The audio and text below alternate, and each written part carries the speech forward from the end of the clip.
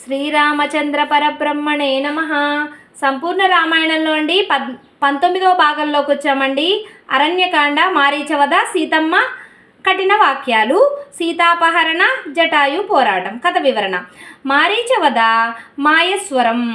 మాయలేడి రూపంలో ఉన్న మారీచుడు రాముని ఆశ్రమానికి చాలా దూరానికి తీసుకువెళ్ళాడు. చివరకు అది రాక్షస మాయాన్ని గ్రహించిన రాముడు దానిని సంహరించాలి అని ఒక బాణంతో ఆ లేడిని కొట్టాడు. ప్రాణాలు వదులుతూ మారీచుడు తన నిజరూపాన్ని పొంది రావణుడి పథకం ప్రకారం రాముడి గొంతును అనుకరిస్తూ హా సీత, హా లక్ష్మణ అని బిగ్గరగా ఆర్తనాదం చేశాడు. సీతాలక్ష్మణుడు ఇది విని నిజం అనుకొనవచ్చు అని శంకిస్తూ నిస్పృహ చెందాడు. తన హృదయాన్ని ఒక మహాభీతి ఆవరించగా రాముడు ఆతృతగా తన పర్ణశాల వైపు దారి తీశాడు. సీతమ్మ ఆందోళన, అపార్థం. అంతలోనే ఆ ఆర్తనాదం విన్న సీతమ్మ భయకంపితురాలయ్యింది. రాముడికి ఆపద వచ్చిందని వెంటనే వెళ్ళమని లక్ష్మణుని తొందరపెట్టింది. లక్ష్మణుడు, అమ్మ, ముల్లోకాలను జయించగల రాముడికి ఏ ఆపద రాదమ్మా, అది అసాధ్యం, ఇది రాక్షసమాయ అని నచ్చజెప్పబోయాడు. కానీ ఆందోళనలో ఉన్న సీతమ్మ, లక్ష్మణ, నీకు అన్నపై ప్రేమ లేదు, నాపై ఆశతో నువ్వు అతన్ని రక్షించడానికి వెళ్ళడం లేదు. భరతుడు పంపి వచ్చుంటాడు నిన్ను, నీవు మిత్రుని రూపంలో ఉన్న శత్రువువి అని అత్యంత కఠినమైన మాటలు అంది. సీతమ్మ వెక్కి వెక్కి ఏడుస్తూ భయంతో కంపిస్తుండగా లక్ష్మణుడు నిగ్రహించుకోవడానికి ప్రయత్నించు తల్లి, రాముడికి ఎవ్వరూ ఏమి చేయలేవరు, ఇది విశ్వసించు అని అన్నాడు. రాక్షసులు కానీ ఇంద్రుడు కానీ దేవతలందరూ కలిసి అయినా కానీ ఆయనకు ఏ హాని చేయలేరు. నీవు విన్న కంఠస్వరం మనస్సు భయపెట్టడం కోసం మారీచుడు పన్నిన కుతంత్రమని నాకు గట్టి నమ్మకము కలిగినది. నిన్ను రక్షిస్తూ ఉండమని రాముడు నాకు ఆజ్ఞ ఇచ్చాడు. అందువల్ల నేను ఇక్కడనే ఉండి ఆయన ఆజ్ఞను తలదాల్చక తప్పదు అని బదులిచ్చాడు. నీవు లజ్జాహీనుడు అయ్యి రాముణ్ణి దురదృష్టాన్ని బాగా ఆనందిస్తున్నావు అనుకుంటా, లేకుంటే అంత నిర్లక్ష్యంగా ఎలా మాట్లాడతావు? నీవు నీ అగ్రజుడిని అనుకోగల సేవకుని మాదిరిగా నటిస్తూ వచ్చావు. రాముణ్ణి చంపి నాతో నీ కామవాంఛలు తీర్చుకునే అవకాశం కోసం వేచి ఉండటమే నీవు రాముని వెంట అరణ్యాలకు రావటానికి అసలైన కారణం. ఏదైనప్పటికీ నీవు నీ పాపం భూయిష్టాలైన వాంఛలను ఎన్నటికీ నెరవేర్చుకోలేవు. అరవింద దళాయతాక్షుడైన రాముని పత్నిగా ఉండిన మీదట నిన్ను అంగీకరిస్తానని నిజంగా అనుకుంటున్నావా? అంతకంటే మరణించడానికైనా నేను ఇష్టపడతాను, కానీ నిజానికి రాముడి లేనిదే నేను ఒక్క క్షణమైనా జీవించటాన్ని భరించలేను. లక్ష్మణుని ఆవేదన. తాను కన్నతల్లిలా భావించే వదిన నోటి నుండి ఇలాంటి మాటలు వచ్చేసరికి లక్ష్మణుడికి గుండె పగిలింది.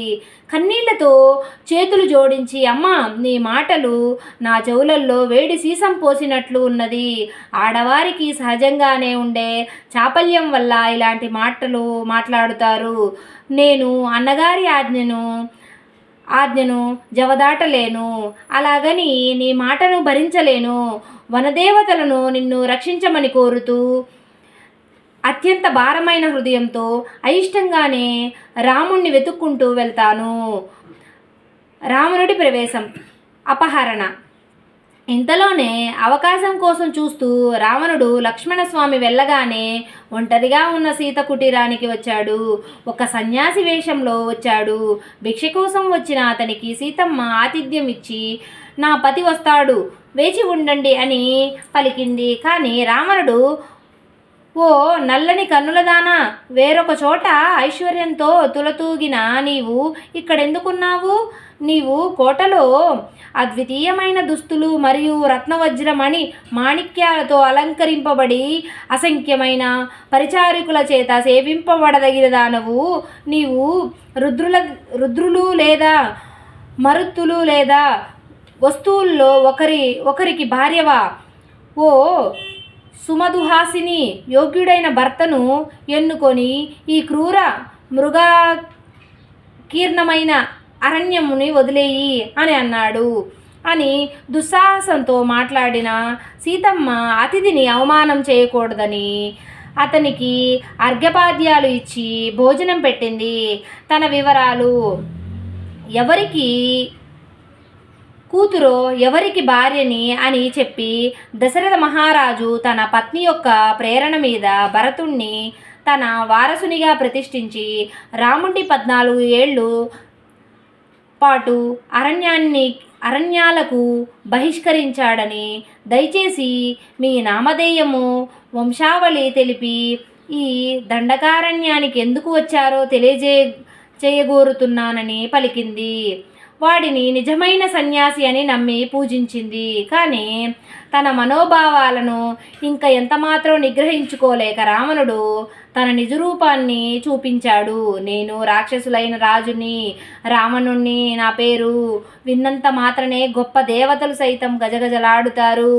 నిష్కళంక సుందరీమణి, ఇప్పుడు నిన్ను చూశాను గనుక ఇక నా అసంఖ్యమైన ఇతర భార్యలతో తిరిగి ఎన్నటికీ ఆనందం పొందలేను. నా ప్రియమైన సీత, నీవు నా పట్టపు రాణివమ్మ. 5,000 మంది దాసీజనం నీ ఆజ్ఞల కోసం ఎదురు చూస్తూ ఉంటారు. ఈ అరణ్యాన్ని వదిలిపెట్టి లంకానగరానికి రమ్మని, ఉద్యానవనంలో నాతో కలిసి భోగాలను అనుభవించమని బదులు పలికాడు. రావణుని మాటలు విని సీత ఆగ్రహోద్రేకురాలయ్యి తిరస్కార భావంతో ఇలా బదులిచ్చింది. పర్వతం వలె సుస్థిరుడు, సాగరం వలె గంభీరుడు, వటవృక్షం మాదిరి ఆశ్రయ ప్రదాత అయిన రాముడికి నేను సంపూర్ణంగా అంకితమైన దానిని. రాముడు నరులలో సింహము వంటివాడు, జంబుకము నక్క వంటివాడవైన నీవు సింహిక లాంటి నన్ను చేపట్ట కోరుతున్నావు. నీ కళ్ళు సూదితో పొడుచుకుంటావా? ప్రజ్వలించే అగ్నిని నీ వస్త్రంలో మోసుకుపోతావా? నీ మెడలో గుదిబండ కట్టుకొని సముద్రానికి అడ్డంగా ఈదుతావా? మరి రాముని భార్యను తీసుకుపోదామని ఎందుకు సాహసిస్తున్నావు? చివరకు రావణుడు సహనాన్ని పూర్తిగా కోల్పోయాడు. క్రోధావేశంతో 10 తలలు 20 చేతులు వాడాయి కోరలు గల భీకర రాక్షసుని తన మహోగ్ర రూపాన్ని పొందాడు. ఆమెను బలత్కారంగా పట్టుకున్నాడు. ఏడుస్తున్న సీతమ్మను తన రథంలోకి ఎక్కించుకొని ఆకాశ మార్గాన లంకవైపు బయలుదేరాడు. జటాయు వీరోచిత పోరాటం. దిక్కుతోచని సీత వృక్షాలను, నదిని, పక్షులను, జంతువులను ఎలుగెత్తి పిలిచి తాను అపహరణకు గురైనట్లు రామునికి చెప్పమని వేడుకుంది. సరిగ్గా అదే సమయంలో సీతమ్మ ఆర్తనాదం విన్న వృద్ధపక్షి రాజైన జటాయువు రావణుడిని అడ్డుకున్నాడు. మహావీరుడిలా పోరాడి రావణుడి రథాన్ని విల్లును విరిచివేశాడు. కానీ రావణుడు కత్తితో జటాయువు రెక్కలను నరికేయడంతో ఆ పక్షి నేలకోలింది.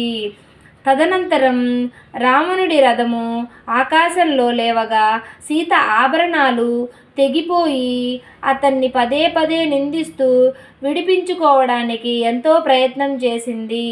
తల్లి తన శిరోజాలు గాలిలో ఊగులాడుతుండగా తన కుంకుమ తిలకం చెరిగిపోగా తన ముఖం సంతోషహీనంగా కాగా సీత ఓ రామ, ఓ లక్ష్మణ అని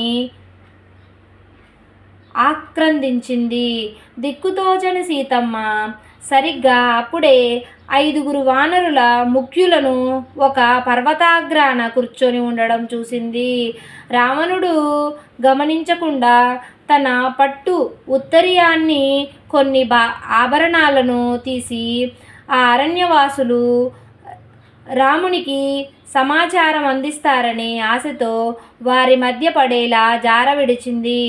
వానరులు వేయని కన్నులతో చూస్తుండగా రావణుడు సీతను లంక వైపు తీసుకువెళ్ళాడు. సశేషం. ఎంతో బలం ఉండనీయండి, ఎంతో బలగం ఉండనీయండి. స్త్రీ కంట కన్నీరు పెట్టించిన వాడిని ఆ కన్నీరే అగ్నిజ్వాల వలె మారి బూడిద చేస్తుంది. రావణుడు సాక్షాత్తు బ్రహ్మపులస్త్వ బ్రహ్మపుత్రుడు, కుబేరునికి సోదరుడు, శివభక్తుడు. కానీ పరస్త్రీ గమనం అనే వ్యసనం వాడిని చరిత్రహీనుడిగా మార్చేసింది. వ్యసనాలు అదుపు చేయలేకపోతే అవే జీవితాన్ని నాశనం చేస్తాయి. రావణుడు ద్వేషం. నేను తప్పక ఇంకెవ్వరూ రాజుగా ఉండొద్దు అన్నది. దుర్యోధనుడు రాగద్వేషాలే మనిషికి పెద్ద శత్రువులు అన్నట్టు ఉండేవాడు. రామాయణంలో మనసును మెలిపెట్టే ఘట్టాలు ఇవి. నిజంగా చదివే ప్రతిసారి కన్నీరు వస్తాయి. ఒక్కొక్కసారి ఈ సర్గలు దాటేసి వెళ్తుంటే నేనైతే అస్సలు బుద్ధి పుట్టదు సీతాపహరణ చదవటానికి. జై శ్రీరామ్.